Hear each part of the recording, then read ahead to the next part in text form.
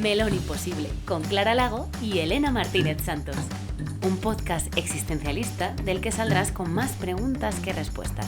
Capítulo 12. Bueno, pues un día más. Un día más aquí. Esto es un poco el día de la marmota en esta ocasión. Sí. Con una pequeña variación, pero bueno, con una pequeña variación. Pero que nos ha venido al pelo. Claro, Es que la vida ¿te das cuenta de que la vida es magia? Es puta. La vida es una cachonda. La vida es ironía. La vida es. ¿Has visto? La sincronicidad. Porque ¿de qué vamos a hablar? Es que esto es gracioso. Veníamos a... Bueno, bienvenidas. Bienvenidas. Que ya nos ponemos de charleta. En este nuevo capítulo de Melón Imposible, teníamos pensado hablar de el miedo, que es algo de lo que ya hablamos en el segundo capítulo, pero hablamos más como del amor y el miedo como energías creadoras y tal. Hoy veníamos a hablar del barro, del miedo como emoción, pero del miedo asociado a otras cosas como... Sabes que no es de risa de... No, fin. cuando me ponga a llorar, luego pues... Es de risa de nerviosa. Del rechazo y de cosas asociadas. Ya dilo tú. Bueno, que vamos a hablar del miedo y dentro del miedo pues hay un tipo de miedo que íbamos a tocar, que era el miedo al rechazo, el dolor, el sufrimiento y sí. Claro, es gracioso porque ayer me dejaron por otra persona. O sea, es como rechazo. Así como, ya. Es como, entonces, hemos dicho, ¿qué hacemos? Bueno, pues seguir para adelante. Me ha puesto maquillaje en la cara hoy porque... Por primera vez hemos maquillado hacía Elena. falta tapar el rechazo. Y para luego sacarlo a la luz. Es todo muy coherente. Pero bueno, entonces, íbamos a empezar hablando un poco de eso, del miedo como emoción, ¿no? Y entonces, pues nos pusimos a buscar nuestro amigo... No, ¿qué buscamos? ¿En Google o en GPT? Ya no me acuerdo. Bueno, da igual. Buscamos un poco definición de miedo. ¿De qué es el miedo? Entonces dice, el miedo es una emoción que aparece cuando hay una amenaza, ya sea física o emocional, real, y aquí viene lo importante, o imaginaria. Suele percibirse como una emoción negativa, sin embargo, tiene un rol de protección muy importante. Es una emoción que todos los animales compartimos, ya que evolutivamente nos ha permitido sobrevivir. Entonces, a mí lo que me parece, o sea, obviamente sí, nos ha permitido sobrevivir y si de repente aparece un ladrón con una pistola, está bien que el miedo te haga reaccionar, pero esto de real o imaginario del miedo es lo que... Creo que al final nosotras en nuestras conversaciones más acabamos como analizando y yendo un poco a desarticular, porque es verdad que yo creo que vivimos en una sociedad muy dominada por el miedo y la inmensa mayoría de esos miedos realmente son imaginarios, ¿no? Como esta cosa de estar en el que va a pasar, en valorar todas las posibilidades y engancharse a todas esos futuribles, esas imágenes que tú te generas y que además ya te están provocando una emoción y que muchas veces te dominan y acabas tomando decisiones o no en base a cosas que no son reales. Ya, sí, yo soy experta en esa materia. Adelante, Elena. Ilumínanos. Vengo a hablar desde mi propia experiencia, lo digo por si luego queríais dejar comentarios en redes diciendo... Esta vez sí es experta, ¿vale? Siempre decimos que no somos académicas ni expertas. Esta vez sí. Esta vez soy experta en vivir con miedo. Entonces, pues bueno, sí, el miedo imaginario es una putada. Porque es paralizante y te genera unos picos de ansiedad muy altos por cosas que supongo que gente como, o sea, que está a tu lado, o sea, tú ves absurdo a veces, es decir, pero ¿por qué te da tanto miedo? A lo mejor todo, pero Pero No, bueno, yo- supongo que es bueno. algo incontrolable porque dejas rienda suelta. O sea, yo he vivido toda mi vida sin que nadie me explicara cómo funcionaba la mente, y que iba a escuchar una voz y que esa voz iba a ser varios personajes y que me iban a ir contando cosas y que no tenía que validar todos esos pensamientos. Pero como nadie me lo explicó, yo decidí validarlos todos. Entonces yo, o sea, todo lo que pensaba, pues decía, hombre, pues no sé, será porque ¿será sí, verdad? porque me entra información de fuera y mi cerebro la procesa, entonces serán los pensamientos que surgen de eso. Y claro, cuando ya me empecé a informar de que no le tienes que hacer caso a todos los pensamientos que encima en su mayoría son negativos. Es Sí, así es que de... el miedo se alimenta mucho de eso. Bueno, yo es que también he escuchado esto de que el ego se alimenta realmente de miedo, y esto lo explicaba muy bien Brené Brown en el especial que tiene en Netflix, el de La llamada de la valentía, creo que se llama, que hay un momento que se para y dice, a ver, lo que más tememos los seres humanos realmente no es a las cosas que tememos porque son una amenaza, sino a las cosas que nos dan felicidad y alegría. O sea, automáticamente, y además pregunta al público, en plan de ¿cuántos de aquí tenéis hijos? Y levantan unos cuantos la mano, ¿no? Y dice, vale, ¿no os ha pasado alguna vez que estáis en el marco de la puerta, ahí, viendo a vuestras criaturitas dormir plácidamente y sentís un amor que os invade, que es como inigualable, y automáticamente aparece un pensamiento catastrofista de cualquier día se puede morir, le puede entrar una enfermedad, le puede atropellar un camión, o sea, como de repente aparece esto, ¿no? Entonces la gente se reía porque al final ella lo que explica es que esto es un mecanismo humano. Sí, pero realmente es un mecanismo de mierda, Es de porque mierda. no funciona en absoluto. Quiero decir, No. yo en esta brevísima relación, Oye, relación o deje usted de relación que he boicotear. tenido, mi mente me ha hecho eso, de ir preparándome para lo que iba a pasar. Pues yo estoy jodida. Sí. Estoy jodida hoy. ¿Sabes? En plan, Ya, y habría disfrutado más el durante sin todos esos pensamientos. Igualmente hoy habría estado jodida. Entonces, Sí. eso es algo que me parece curioso. Ya, de por qué opera así, de cuál es el sentido de que opere así. Yo creo que opera así, pero porque también debe haber... ¿Esto es inventado por mí ahora mismo? No, Wisconsin seguro que está sacando No, en este momento un pero estudio. me imagino que hay una parte de eso que será biológico, no sé qué, y que será así, pero imagino que habrá una parte que te venga de la educación y del contexto sociocultural. O sea, al final cuando tus padres te educan con el cuidado, Sí. ¿sabes? Pues te están estás aprendiendo el miedo. A mí hubo una frase que una vez me dijeron en el instituto que me gustó, un profesor que dijo, el miedo se aprende. Entonces, hay parte Claro. que será, vale, sí, para salvarte del tigre que te va a comer, pero creo que hay un montón de parte aprendida y que es contra la que luego nos tenemos que reeducar de adultos. Tú, por ejemplo, de pequeña, ¿qué miedos tenías? Así como miedos infantiles. ¿Te acuerdas? A ver. A ver, es que a mí la ansiedad me lleva acompañando muchos años de mi vida.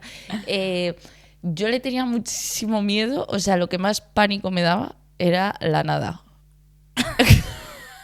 En plan, te lo juro. Ella es Nietzsche. No, pero, o sea, pero desde muy pequeña me empezaba La a entrar. nada, pero la nada como lo de la historia interminable. No, la nada- En plan, llega la nada. O La nada, como- como empezar a pensar qué sentido tiene todo esto, que, o sea, al final, no sé, empezaba Tía, a hacer eras un... filósofa de pequeña. Ya. No lo sé. No sé qué era, pero lo pasaba regular, la verdad. Pobres filósofos. Y entonces lo que hacía muchos días era ponerme en la esquina de mi cama, mirar por la ventana y me consolaba mucho cuando pasaba un coche. Porque demostraba que había no gente había... viva. Y...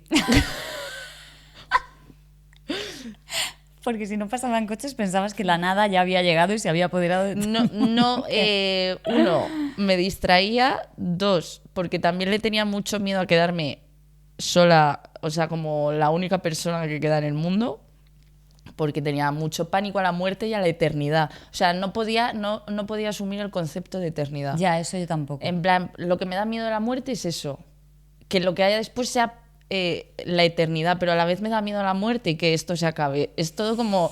Entonces... Ansiedad, Claro. Y sobre la nada no sé por qué de repente empezaba a pensar, ¿y qué es una oveja? Y una oveja fuera de esto... Entonces, si tú interpretas la oveja desde no sé dónde... Entonces, ¿Pero por qué la oveja? Yo qué sé, tía, no sé, es de lo que me acuerdo, porque imagino que diría, ponte a contar ovejitas para dormirte y yo acababa de repente, con la oveja en un espacio en blanco... en la nada diciendo, si una oveja la sacas de este planeta, entonces no tiene sentido, entonces no existe. Bueno, no sé, y acababa. O sea, no estoy para nada al nivel de esta conversación. Pero no tenía, o sea, no te estoy diciendo tampoco nada coherente, aparte de porque no me acuerdo, pero ese era un miedo muy grande que me acompañaba y que iba muy ligado a la muerte y a la muerte de mi madre. Me daba Ya, también la muerte de los mucho... padres yo creo que es como bastante generalizado, sí, ¿no? Me daba miedito eso. Me iba a escondidas a dormir a la puerta de mis padres para escuchar que respiraban. O sea...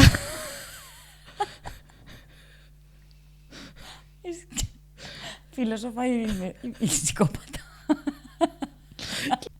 Ay, tía, por favor. Sí, yo lo de la muerte de los padres también. Y luego me acuerdo, me daba ansiedad lo de...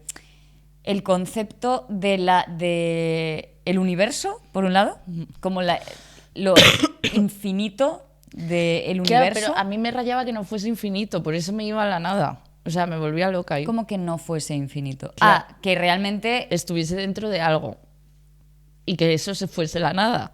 Y si era la nada, entonces no era algo. Era como... vuelvo a no estar capacitada para seguir esta conversación. Pero a mí me pasaba, y eso me sigue pasando un poco, el concepto como de lo eterno, universo, lo ¿no? infinito. Sí, lo eterno, lo infinito.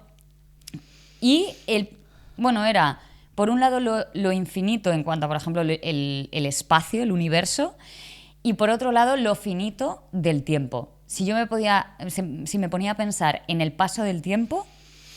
O sea, ese es el mío actual. Ese es de ahora. Ese es el de ahora. Sí, ese se mantiene. Y luego uno que me parece como curioso, que es que esto que yo que sé, que los niños de pequeños pues tienen miedo a los monstruos, que pueden estar en el armario sí. o debajo de la cama, no sé qué. Bueno, yo tenía miedo a que dentro del armario hubiera una etarra.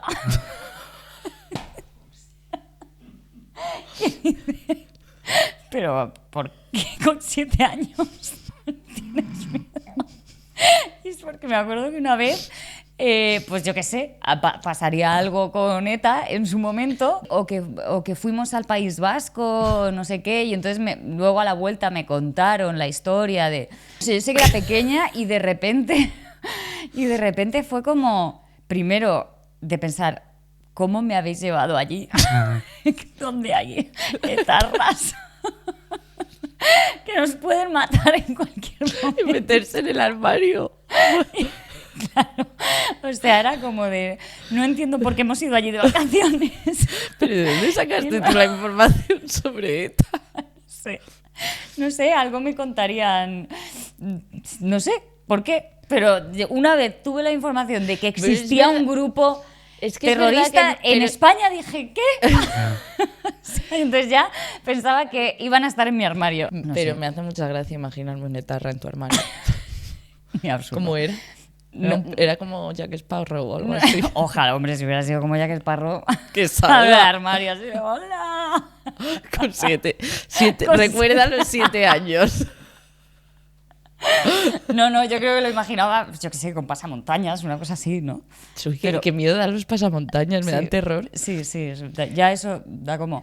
Pero, por ejemplo, cuando entró ya el factor sexoafectivo, yo hice como un cambio de el miedo a la pérdida de los padres, pasó a ser, que quizás esto ya no es tanto adolescencia, es más como primera juventud, el miedo a que le pasara algo a mi pareja. O sea, eso era como... Y bueno, eso sigue siendo un poco... eso se mantiene. ¿Sí? Creo que sí. Es mi mayor terror en la vida. Más que me pase a mí, ¿eh? Pero ese es el miedo más... Así como... que recuerdo. Sí, yo puedo comprender ese miedo. Bueno, no, perdón, y el miedo a equivocarme. Eso sí lo he ido... Eso sí lo he ido gestionando más. Pero el miedo a equivocarme era como... O sea... A mí ese es un miedo que dejé entrar un poco más mayor o que me entró más mayor y me bloquea muchos momentos de mi vida. En plan... O sea, yo hago el podcast desde el terror absoluto de miedo a equivocarme diciendo algo, a equivocarme con esta decisión, a todo. Para mí es el estás hablando con alguien y haciéndote la graciosa, de repente notas enfrente una cara de te has equivocado con ese comentario. Es como luego me quedo rayada 3 horas en plan, wow. O sea, a mí eso me da mucho miedo también. Yo, por ejemplo, esto lo hacía y lo hacía hasta bien entrados los 20. O sea, lo de repasar, por ejemplo, o sea, mi miedo a equivocarme era tal que era como todas las noches me metía en la cama y además era involuntario. O sea, que no es que yo dijera, voy a sacar el cuaderno, sino que mi proceso natural mental era, me meto en la cama y empiezo a repasar todo el día qué cosas he dicho, qué he hecho con esta persona en esta conversación, no sé qué, y entonces iba como... repasando a ver dónde la había cagado, dónde podría... Y entonces este momento del... ¿Cómo se llamaba? El pensamiento de escalera, de cuando te viene X tiempo después el... ¡Coño! La respuesta perfecta hubiera sido esta. Claro. Y unas torturas mentales por... que no he dicho, que no he hecho, o que he dicho y que he hecho... Vale, y ahora que has dicho que eso no lo hacías aposta, en plan, era algo involuntario, ¿qué has hecho para... ¿Cómo lo has solucionado? Pues creo que eso ha sido un proceso... Porque creo que nos pasa a mucha gente, el repasar escenas cotidianas. A ver, me sigue pasando puntualmente, de repente a lo mejor hay algo que sí que tal, como que repaso, pero sí, ahora si me pillo haciendo eso es como, no, o sea, esto no te lleva a ningún lado. Pero creo que el dejar de hacer eso... Con actitud. Fue... Porque la mía sí vale. Vale, perdona. Vamos a ver. Tía, estoy gilipollas hoy, estoy boicoteando el capítulo, perdón. ¿Qué dices?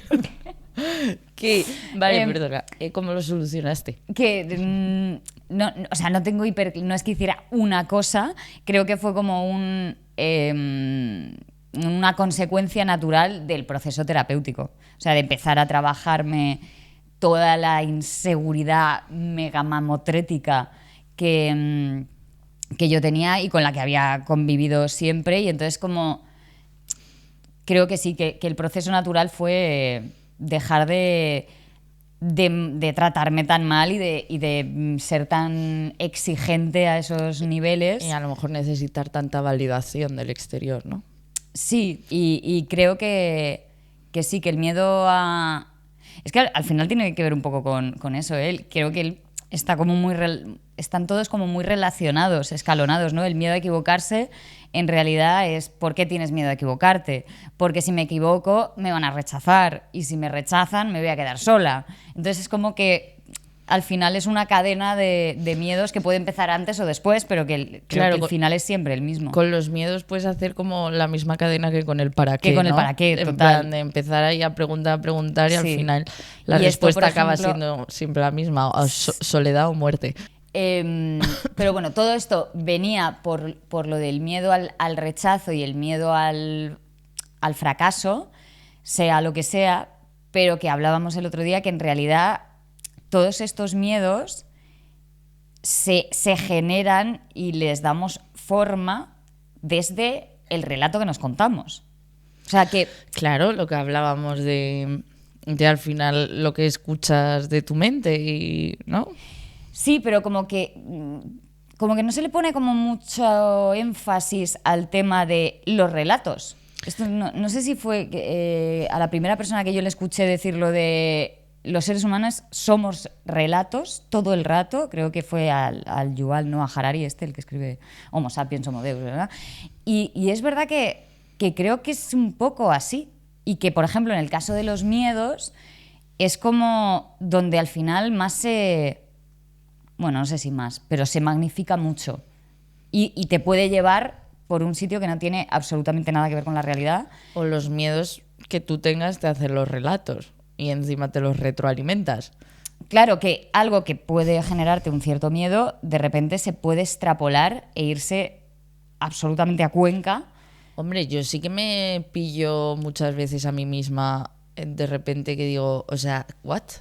Llevo 15 minutos que he armado una historia de terror sobre que no voy a volver a trabajar en mi vida, pero además muy bien argumentado, en plan, porque además está, ¿sabes? En plan, mamá. Sí, mamá, que encima es que tenemos como buenos claro, es que por eso buenas que pasó, guionistas en la claro, cabeza. por eso que pasó, claro, y entonces, ¿quién sabe si esto de repente no hubo un plot twist aquí? Entonces, o con las historias amorosas, pues también te cuentas. También te cuentas tus cositas. Cuentas cosas. Sí, pero al final esto es lo que para mí, o por qué hacer énfasis en este punto de los relatos, es porque creo al final que hay cosas en la vida que inevitablemente te provocan dolor, pero así como el dolor yo creo que es ya no parte de la vida, creo que a veces es hasta necesario en ciertos momentos, en ciertas situaciones. No estoy hablando de casos concretos, que es que luego de repente hay gente que se lo toma todo muy personal. Por favor. No, todo muy personal, además para otras personas, no para sí mismo. Pero el sufrimiento, sí creo que gran parte un altísimo porcentaje de lo que sufrimos es porque el relato que nos estamos contando nos lleva a ese lugar. O sea, pongo un ejemplo, ¿no? A mí, pues, en un momento de mi vida, pues hubo como dos relaciones, ¿no? En mi adolescencia, juventud, tal. Dos relaciones que tuve que, de alguna manera, pues eran personas que no querían como comprometerse del todo en la relación y automáticamente luego se echaron una novia, además de mi misma edad, no sé qué, porque nos llevábamos bastante... O sea, había diferencia de edad.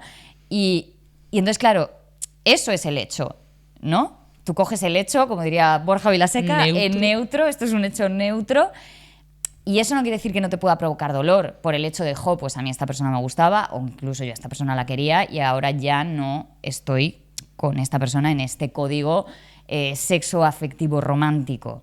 Bueno, puede haber un proceso de dolor, un procesito de duelo, lo que necesites. ¿Cuál es la diferencia? ¿Dónde se lo llevó mi mente en su día? Y es algo que también me ha costado mucho tiempo, como quitarme ese discurso mental, ese relato mental en terapia. El yo no soy suficiente. O sea, este hecho neutro de estas dos personas que a mí me dicen que, ay, no, pero que se comprometen con otra persona de mis mismas cualidades, digamos, de edad, tal cual, con ella sí y conmigo no. Luego, yo no soy suficiente. Pues esto, me enfocamos a mí, amor, no te preocupes. Pues esto, este discurso, este relato es lo que a mí me va a llevar a un proceso de sufrimiento. De eso ya no es el dolor, digamos, del hecho neutro, sino el dolor provocado por el relato mental. Y por esto es importante hacer hincapié en el relato. Efectivamente. ¿Se te ha metido algo en el ojo? Es que como te he maquillado y no estás acostumbrada. No, estoy muy de acuerdo contigo. Y ya está, y no tenemos por qué decir más, oiga. No, pero encima es verdad que, joder, justo pues días como hoy, en el que yo he tenido pues este contratiempo en la vida, ya está. Siempre lo que me sueles preguntar cuando estoy triste también y me ves muy triste, siempre me preguntas, ¿qué te estás contando? Y ahí es donde empezamos a analizar y efectivamente, pues, hombre, es que es muy difícil cuando te dejan por cierto, bueno, que te dejen, o Sí, lo que sea, o da sí. igual, o los miedos, pues sí, el que la cabeza no se te vaya, no soy suficiente, en Claro. plan, no soy merecedora de lo que sea. Entonces aquí también es cuando pues viene muy bien el trabajo personal y el autoconocimiento, que no tiene siempre por qué venir de terapia. A mí esto no me ha venido precisamente de terapia, me ha venido por ti o sea, por charlar con mi amiga y por que a lo mejor cuando iba a terapia mi psicólogo intentó que llegase a esta conclusión, pero bueno, que sobre Por lo todo que sea. yo recuerdo que esto me ha venido enteramente por ti. Entonces, y es muy útil y difícil en plan a la vez de controlar, porque Sí. hoy que claro, ya hemos contado que a mí lo que me ha pasado, que una pequeñita historia Sí. muy breve, pero que yo me había hecho ilusiones, se terminó ayer. Y claro, hoy se terminó ayer por otra persona. Entonces, claro, nuestra hoy que ya hemos analizado un poquito todos los relatos que puedan surgir, no sé qué, yo ya he dicho, sí, efectivamente me está surgiendo el relato de que es posible que vuelva en una semana a no sé qué, Sí. no sé cuánto. ¿Qué pasa con eso? Que me generaba alivio. Tengo que tener Ya. cuidado con no engancharme a él, porque me está calmando el dolor del momento. Sí, que los relatos pueden ser en positivo o en negativo. O sea, Claro, puede ser Claro. para huir del dolor y no transitarlo, mm, pero vas a alargar y al final vas a acabar sufriendo. Sí. Y es absurdo. O puedes empezar por el otro, a machacarte a ti misma de como si hubieses tenido algo realmente que hacer o que ver, en vez de rendirte a la aceptación y pues Sí. las cosas son como son. que eso creo que. Uy, fíjate que creo que a mí, por ejemplo, hoy por hoy es de las cosas que más me cuestan el. La aceptación sin relatos. Es decir, aceptar una situación o incluso tomar ciertas decisiones sin crear un relato que valide absolutamente lo que ha sucedido, lo que yo he hecho, lo que he dicho, la decisión que he tomado. O sea, me cuesta mucho la aceptación como a palo seco. ¿Sabes? Te sientes así Pero porque la y ya está. Pero porque, y valídalo. claro, ¿Sabes? pero porque la aceptación es uno de los estados más o conclusiones más difíciles a las que llegar. Tienes que levitar prácticamente, ¿sabes?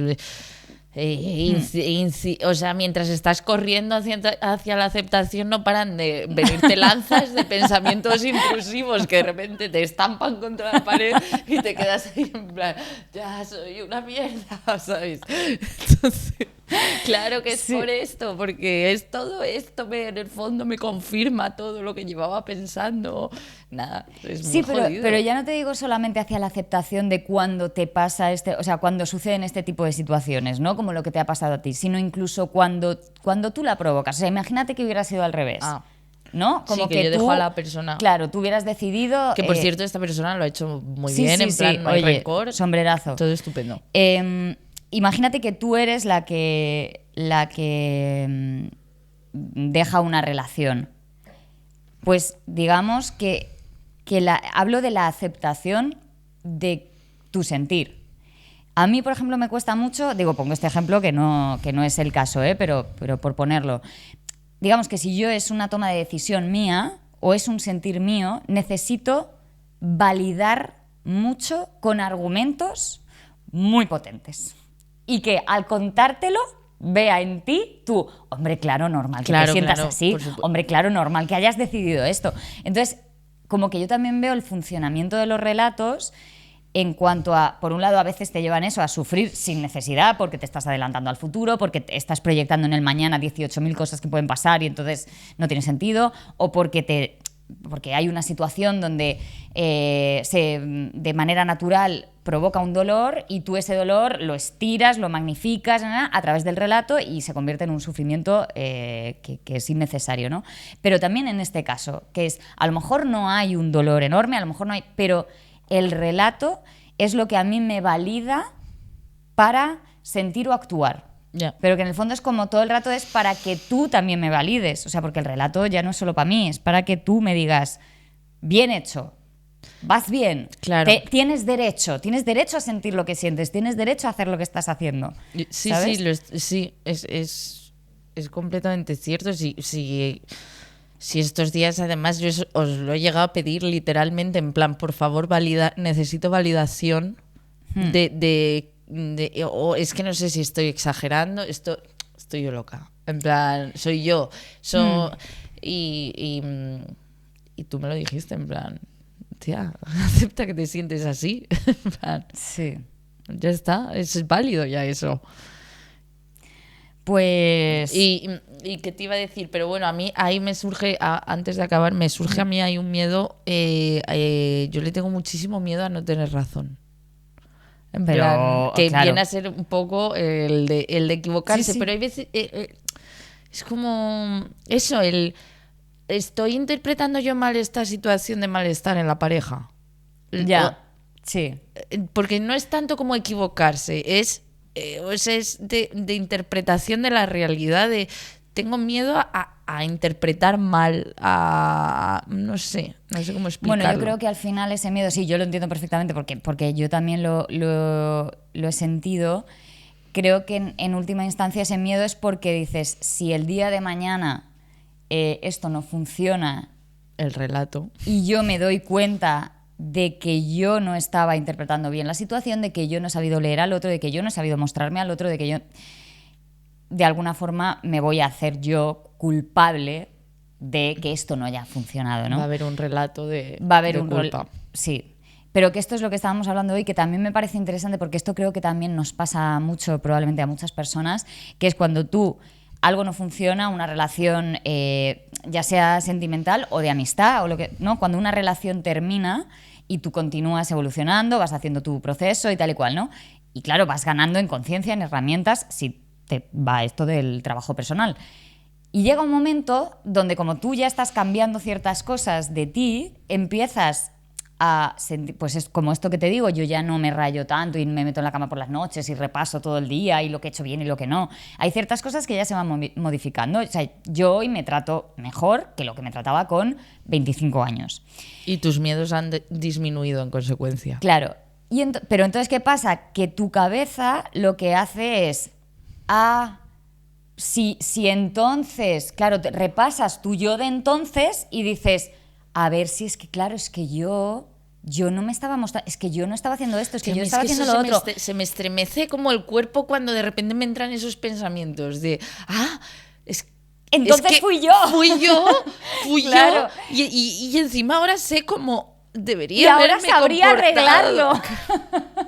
Claro, y ahí es donde yo creo que es importante, uno, decir, creo que esto es súper normal. O sea, este ejercicio de voy para atrás y digo, que también fui yo lo que pensaba que era el otro, yo también, y además de esta manera, de esta otra, que ahora ya sí sé hacer. Y es, vale, pero en ese momento no sabías. O sea, eso para empezar es como, no sirve absolutamente de nada hacer ese ejercicio de retrospectiva, porque en ese momento no tenías esas herramientas, y además, o sea, y lo que tú puedas aprender y lo que has aprendido de ese momento en el que todavía no tenías esas herramientas es lo que vas a utilizar en un futuro y sobre todo gracias a ese momento, gracias a esa yo de entonces que no tenía esas herramientas y que cometió una serie de errores, tú ahora eres la versión de ti que ya sabe más y que puede operar desde otro sitio. Pero es como querer hacer, si no, un viaje en el tiempo, ¿sabes lo que te digo? Entonces, como, claro, deja de pero rayarte. Es súper fácil meterse Sí, ahí. Pero que meterse a jugar a Regreso al Futuro, pues es fácil meterse ahí, pero que creo que es como muy común y que es que no tiene ningún sentido.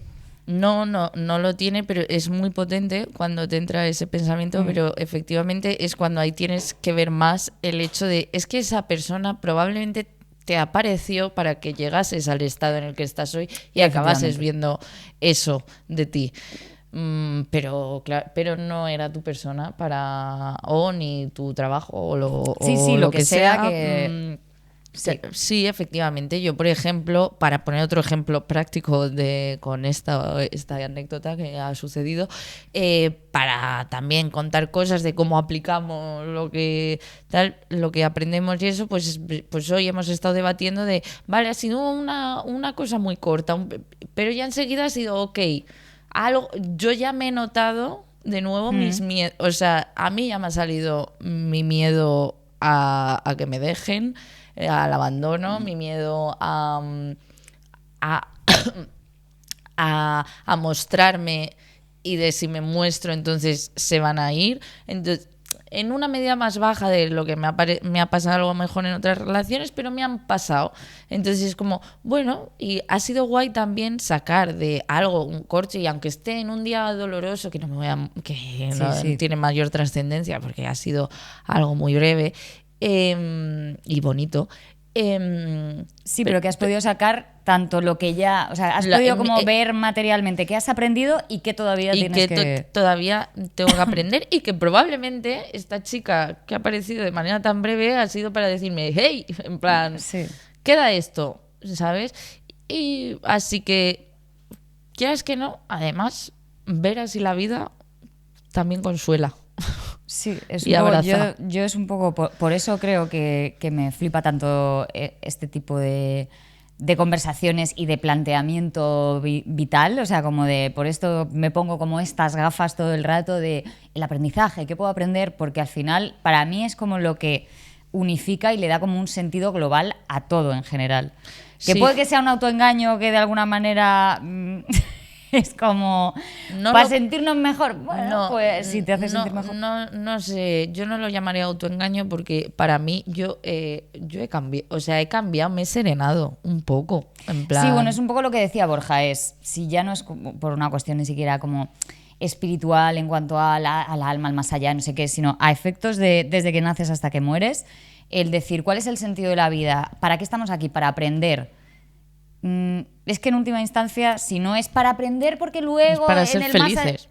Es para luego, durante el tiempo que estemos aquí, haya luego o no lo que sea, durante el tiempo que estemos, pues chico, para gestionarlo lo mejor posible, claro, y disfrutar lo más posible y no enredarnos con los relatos. Efectivamente, y sacar y conseguir aprender para cambiar situaciones pues que te han estado haciendo infeliz. Que por supuesto volvemos a reiterar que hay situaciones en la vida que son una putada, nos estamos refiriendo a eso, nos estamos realmente hablando de cosas del tipo emocional a un nivel general.